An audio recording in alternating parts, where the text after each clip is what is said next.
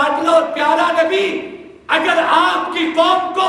کلام سے محبت ہے تو کیوں نہ تیرا رب بھی تجھے معجزہ وہ عطا کرے جسے کلام کہا جائے، مگر فرق واضح ہوگا، عرب کے شعراء کی زبانوں پہ بندوں کے کلام ہوں گے، میرے محمد کی زبان پہ خدا کا کلام ہوگا۔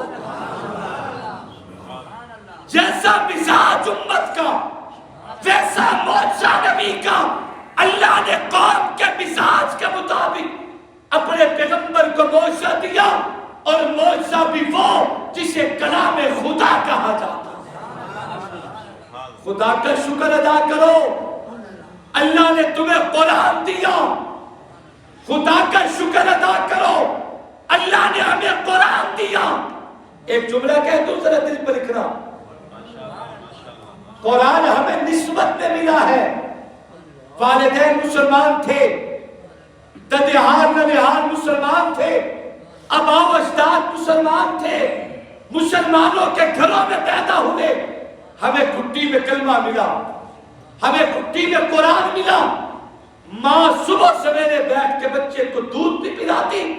اور بیٹھ کے قرآن کی تلاوت بھی کیا کرتی تھی۔ بچہ کھیلتا ہوا اپنے بابا جانی کی جھولی میں آن پہنچا، بابا قرآن کی تلاوت کر رہا ہے، بیٹا ہاتھ جو مارتا تھا قرآن کے اوراق پہ تو کہا جاتا تھا بیٹا ایسے نہ کرو، یہ رب کا قرآن ہے، قرآن، اس کا ادب ہم پہ لازم۔ ہمیں قرآن کا تعارف گھٹی میں ملا ہے۔ اپنے اسلاف اور اپنی تاریخ پہ غور کر، ان لوگوں نے اپنی جان پہ کھیل کے میری اور آپ تک قرآن و سنت کا پیغام پہنچایا۔ ہمیں اس کے حصول کے لیے کوئی تکلیف نہیں اٹھانا پڑی۔ ہمارے بزرگوں میں حضرت نانوتوی رحمت اللہ علیہ بہت بڑا نام ہے ہمارے اکابر میں۔ بچے کو حفظ قرآن پہ لگایا، قرآن یاد کر کے بیٹا گھر لوٹا، سر پہ دستار فضیلت سجا کے حضرت نانوتوی رحمت اللہ علیہ نے اپنے بیٹے کو اپنے خلوت قدے میں بلایا، تنہائی میں بلایا، اپنے روم میں بلایا، اپنے بیٹے کی گود میں سر رکھا اور باپ نے رونا شروع کر دیا۔ توجہ کرنا، اتنے روئے ہچکی بند گئی، جیسے کو بچہ سانس روک روک کے روتا ہے۔ یہ کیفیت تھی حضرت نانوتوی کی۔ کافی دیر کے بعد ہمت کو جمع کیا، سر اٹھایا، بیٹا بھی کہتا تھا بابا آپ کی خدمت میں کوئی کوتاہی تو نہیں ہوئی، غلطی تو نہیں ہوئی، رونے کا سبب کیا ہے؟ میں تو سر پہ دستار فضیلت سجا کے آیا ہوں، قرآن یاد کر کے آیا ہوں، آخر رونے کی وجہ کیا ہے؟ کافی دیر کے بعد حضرت نے سر اٹھایا، اپنے بیٹے کو سینے سے لگایا، پیشانی کو چوما اور ایک جملہ کہا، فرمایا بیٹا تیری تعلیم کی منزل یہ نہیں کہ تو قرآن یاد کر چکا ہے، تیری تعلیم کی منزل آگے ہے، ابھی تو قرآن کا قاری بنے گا، عالم بنے گا، مفسر بنے گا، فقیہ بنے گا، محدث بنے گا، بہت سے علوم نبوت حاصل کرے گا، تیری تعلیم کی منزل آگے ہے، مگر یہ جو تجھے میں نے حفظ قرآن پہ لگایا تھا یہ تیرے لیے تو ہے ہی، مگر میں نے اپنے لیے تجھے حفظ قرآن پہ لگایا تھا کہ کوئی تو ایسا بھی ہو جو میرے پیچھے میری قبر پہ کھڑے ہو کے قرآن کی تلاوت کرے۔ وہ بیٹا بھی نانوتوی کا بیٹا تھا، رو پڑا، کہتا بابا جانی آپ کو مایوس نہیں کروں گا، اللہ آپ کو میرے سر پہ سلامت رکھے۔ فرماتے وہ دن گیا، آج کا دن آیا، کسی دن کا سورج تب تک غروب نہیں ہوتا جب تک 5 بارے تلاوت کر کے اپنے بابا کو احسان ثواب نہیں کرتا۔ قرآن پڑھو، اپنے بچوں کو قرآن پڑھاؤ، پڑھاؤ گے؟ بولیے تو صحیح،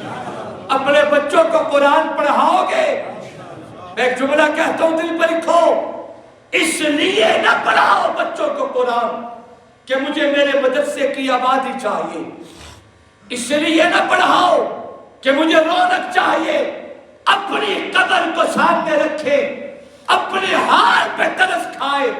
اپنی نجات کے لیے اپنے بچوں کو قرآن پڑھاؤ گے۔ آخری جملہ عرض کر کے میں بات ختم کرتا ہوں، اگر اپنے بچوں کو قرآن نہیں پڑھا سکتے تو کم از کم قرآن پڑھنے والے بچوں میں سے کسی بچے کو اپنا بچہ بنا لیں۔ جامعہ قادریہ کا وزٹ کریں، مولانا صفی اللہ صاحب، مولانا قاری لیاقت صاحب،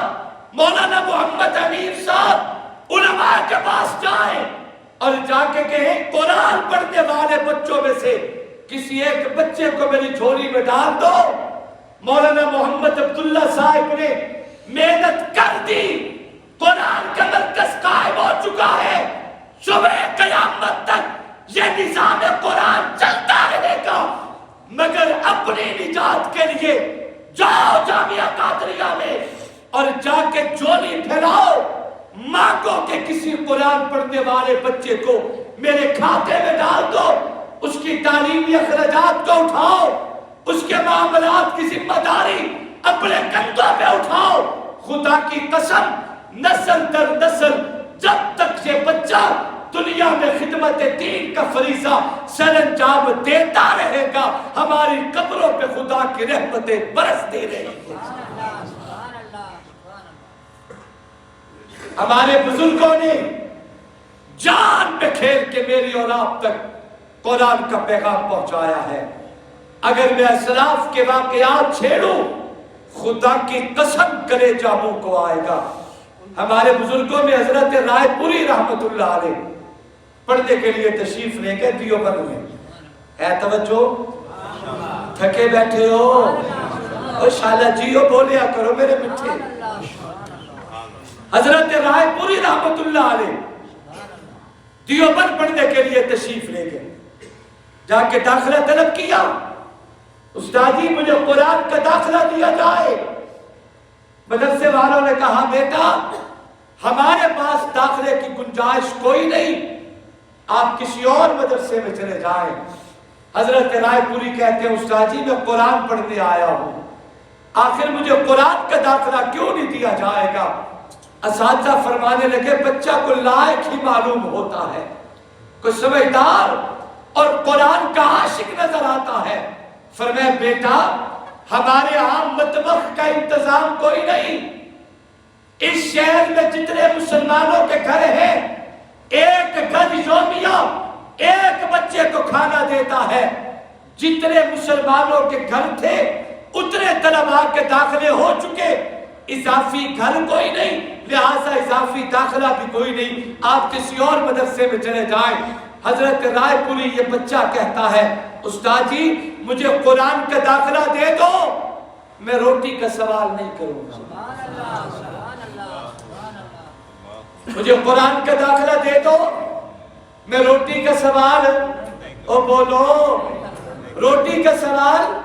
نہیں کروں گا، مجھے قرآن کا داخلہ دیا جائے۔ اب حیران تو تھے سارے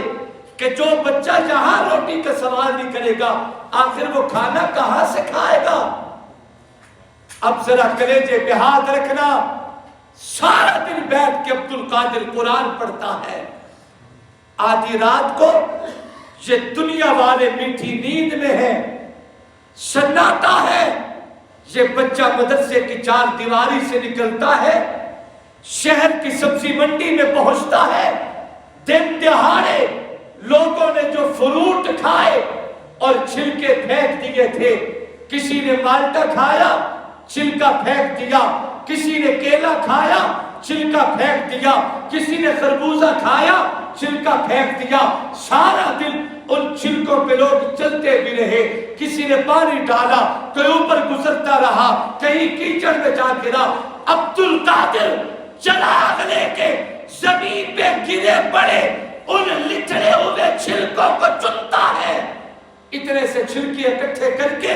مدرسے میں لا کے صاف پانی سے دھو کے پلیٹ میں رکھ کے بیٹھ کے بسم اللہ وعلی برکت اللہ یہ دعا پڑھنے کے بعد ان چھلکوں کو کھانا شروع کر دیتے ہیں۔ جب پیٹ کی آگ بجھ جاتی ہے عبد القادر اپنا گریبان پکڑ کے کہتے ہیں عبد القادر یہ قرآن کی برکت سے رب نے تجھے کھانا کھلایا، اب جی بھر کے قرآن پڑھ، تیرے بزرگوں نے تو چھل کے کھا کے تیرے تک قرآن و سنت کا پیغام پہنچایا۔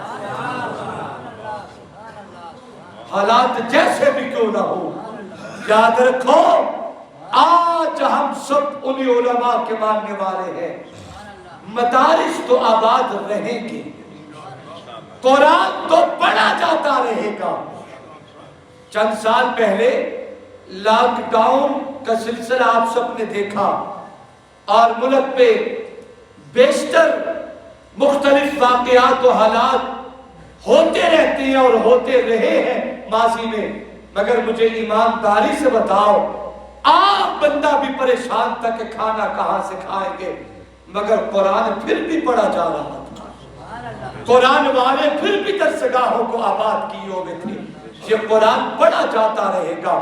آپ سب دوستوں سے کہتا ہوں پہلے نمبر پہ خود قرآن پڑھیں، نمبر 2 اپنے بچوں کو قرآن پڑھائیں، نمبر 3